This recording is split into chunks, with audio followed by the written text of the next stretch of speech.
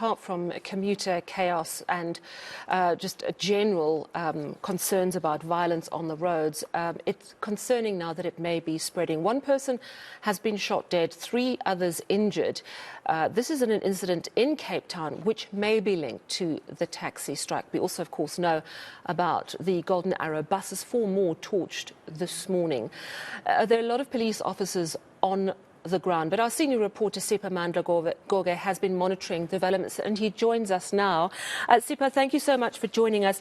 Real concern this evening that the incidents we're seeing with the attacks on buses, that this could be now spreading to shops and businesses and even private motorists. What are you hearing? Well, the police have confirmed to us that they are worried about those prospects. They are characterizing this now as, you know, the criminal elements that have taken over. And now this is no longer about the taxi industry and the taxi strike. Take a look behind me, people scrambling for whatever little public transport they can get. These are Golden Arrow buses that they are using to get home. After coming to work in the morning, they were not sure how they were going to get home. Golden Arrow is struggling with operating full services. They are operating limited services. But earlier on, I spoke to the Deputy National Commissioner responsible for policing. She told me that they are worried about prospects of this flaring up and spreading to townships. You are talking about 4 townships here, be it Delft, be it the area of Nyanga, Khayelitsha and Mthimkulu. Shops and malls have been looted. And police confirm that those are the worrying signs now, because it would appear that they are dealing with criminal elements now that are targeting a number of malls and shops. As the night falls, that you will have another challenge, because you don't know what will happen to those shopping centers and malls. Earlier on, we went inside Nyanga with police and we saw the devastation and destruction there. When you are outside, you can't really tell and see what is happening. But when you drive inside, you see complete destruction and mayhem. I personally counted 4 private vehicles that were torched. They were burnt to ashes. That's concerning, because when you are on the N2, you are unable to see what is happening inside. But throughout the day, better parts or most parts of Cape Town, outside the townships, they were on fire, tires burning, people peddling cars with stones, buses or taxis being impounded by law enforcement authorities, or rather law enforcement authorities. You get a sense that, yes, there are grievances by the taxi industry, while back-to-back meetings between Santaco in the Western Cape, the City of Cape Town and the Western Cape Provincial Government continue. On the outskirts, townships, it's really concerning, because violence is spreading. You know, cars are being peddled with stones and shops are being attacked.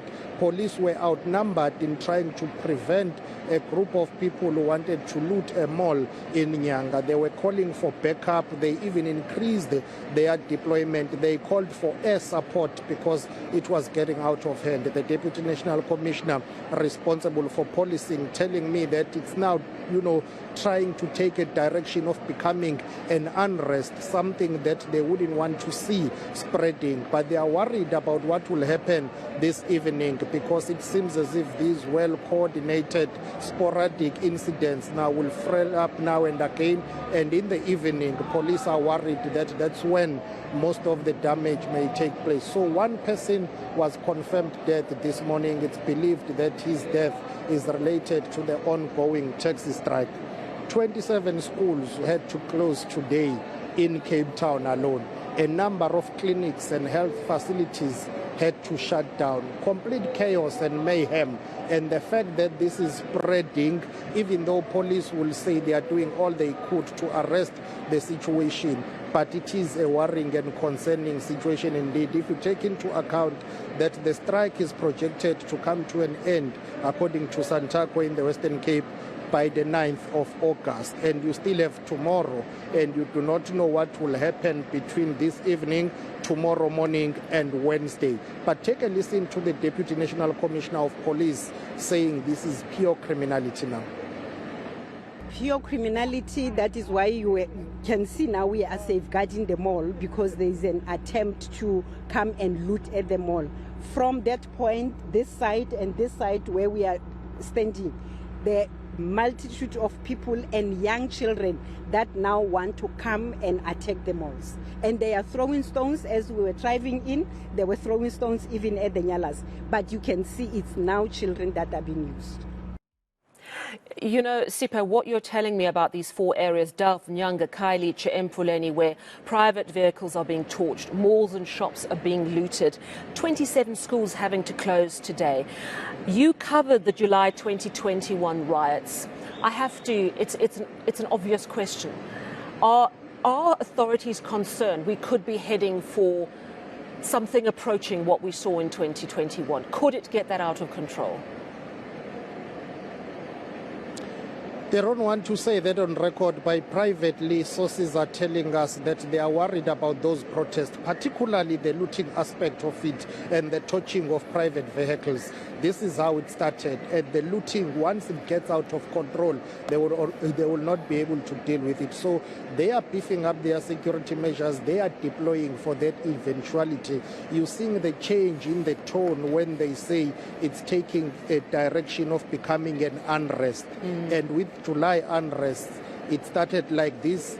It spread, and the fact that it has spread in a number of areas in and around Cape Town, that tells you that police and law enforcement agencies, together with intelligence services, they've been unable to arrest the situation. Let's rewind a little bit and go to what happened this morning.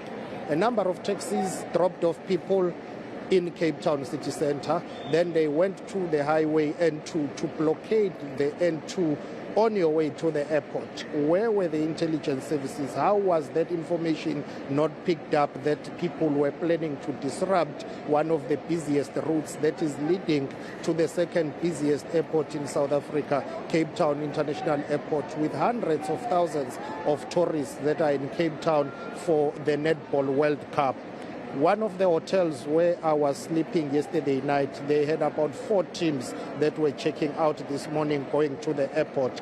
They had to scramble to get those teams to the airport. A number of people missed their flights this morning. So authorities are trying to prepare for the worst case scenario, but already they've got the previous July unrest in mind as they are trying to deal with these incidents that are flaring up. They are chasing shadows in that they will go deploy to Kukuletu, which is not pretty much of a problem right now. But once they are in Kukuletu, they pick up information that in Khayelitsha things are starting to heat up. When they get to Khayelitsha, they are told that in Delft businesses are being attacked. When they get to Delft, they are redirected to Nyanga. So they are up and down while they are still trying to impound taxis that continue to blockade roads. So it's a messy situation. It's catastrophic.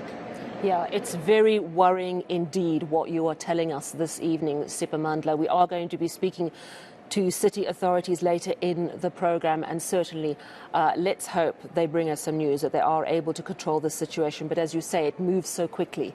Exactly what we saw in the July unrest. It's very difficult to manage if there are spontaneous groups of people deciding to move into a shopping area. Thank you so much for that update. Worrying times indeed. But let's